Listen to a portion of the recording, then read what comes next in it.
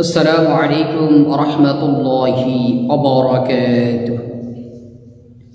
نحمده ونصلي على رسوله الكريم. أما بعد فأعوذ بالله من الشيطان الرجيم. بسم الله الرحمن الرحيم. فاذكروني أذكركم واشكروا لي ولا تكفرون. صدق الله المولانا العظيم. সম্মানিত দিনী ভাই ও বোনেরা, আপনারা আশা করি কেমন আছেন? আশা করি আল্লাহ সুবহানাহু ওয়া তাআলার রহমতে সকলেই ভালো আছেন। আমিও আল্লাহ সুবহানাহু ওয়া তাআলার রহমতে খুবই ভালো আছি, আলহামদুলিল্লাহ।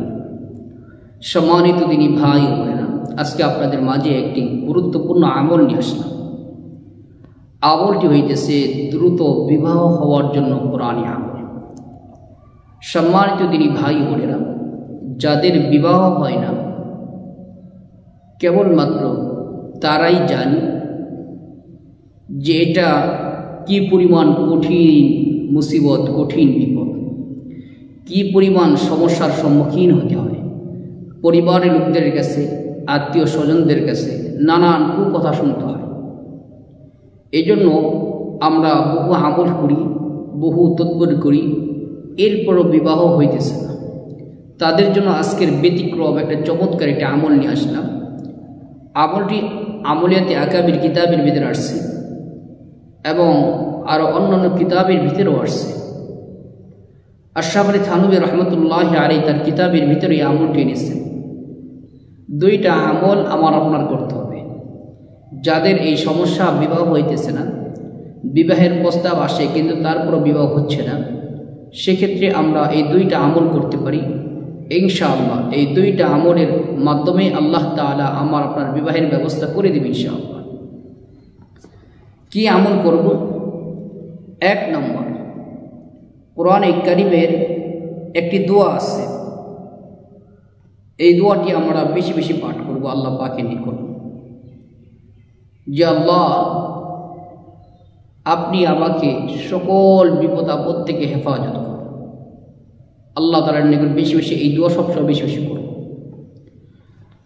এবার আসুন কি আমল করব।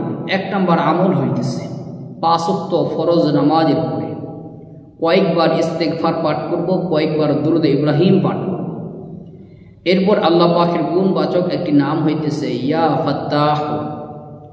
ইয়া ফাত্তাহ, আল্লাহ পাকের এই নামটি আমরা তাসবিহ গুনে গুনে 125 বার পাঠ করব। কমও যেন না হয়, বেশিও যেন না হয়। 125 বার ইয়া ফাত্তাহ 5 ওয়াক্ত নামাজের পরে পাঠ করব। 125 বার পাঠ করে আবারও কয়েকবার ইস্তেগফার ও দুরূদ ইব্রাহিম পাঠ করে আল্লাহ পাকের নিকট খাস করে দোয়া করব। এই আমলটি একাধারে আমরা 41 দিন করব। যারা মেয়ে, তো তাদের তো প্রতি মাসে মাসে অসুস্থ হন, তখন আপনি নামাজ আদায় করতে পারবেন না। তখন আপনি কি করবেন? তখন আপনি নামাজ আদায় করবেন না, উজু করে বিছানায় বসে বসে শুধু 5 বার দিনে 5 ওয়াক্ত নামাজের সময় এই আমলটা চালিয়ে যাবেন। অসুস্থ থাকা অবস্থায় আমল করা যাবে, আমল করতে কোনো সমস্যা নেই, শুধু নামাজ পড়তে পারবেন না। এই আমলটা চালিয়ে যাবেন একাধারে 41 দিন, যাতে একদিনও মিস না হয়। ইনশাআল্লাহ আপনি আমলটি করে দেখেন, বহু উপকার আপনি পাইবেন, বহু উপকার হবে আপনার। এটা হলো 1 নম্বর আমল। দ্বিতীয় আরেকটি আমল করবেন। দ্বিতীয় আরেকটি আমল কি? দ্বিতীয় আরেকটি আমল হইতেছে কোরআনে কারীমের একটি আয়াত, সূরাতুল কাসাসের আয়াত নং 24। সূরাতুল কাসাসের আয়াত নং 24। এটাও 5 ওয়াক্ত নামাজের পরে অথবা সকাল এবং সন্ধ্যা, ফজর নামাজের পরে এবং মাগরিবের নামাজের পরে এই আয়াতি কারিমাটি 112 বার করে পাঠ করবেন। 112 বার পাঠ করে আল্লাহ পাকের নিকট দোয়া করবেন।